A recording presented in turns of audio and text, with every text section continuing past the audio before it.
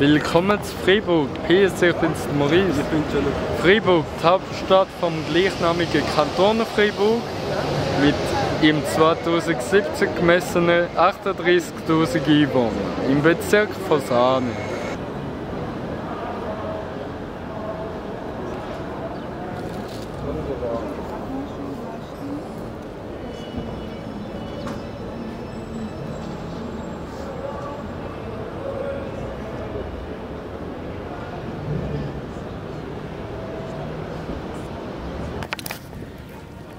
Wir sind gerade in Murten.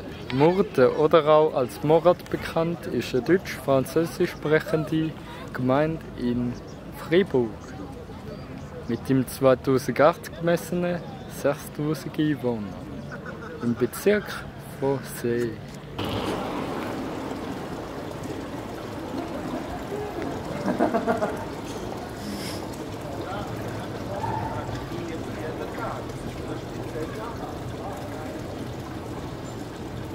Wir befinden uns gerade in Romont, politische Gemeinde und Hauptort vom Distrikt Glein in Freiburg. Mit dem 2008 gemessenen 4.000 Einwohnern.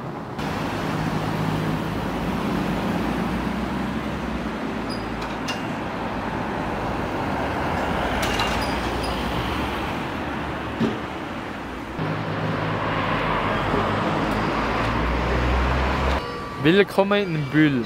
Bulle ist eine politische Gemeinde im französisch sprechenden Teil Freiburg. Die Stadt liegt am Guayas-Bezirk westlich vom Guayas-See.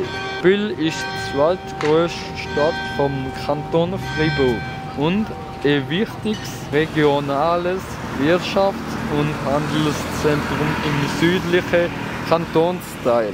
Mit dem 2008 gemessenen 17.000 Einwohnern.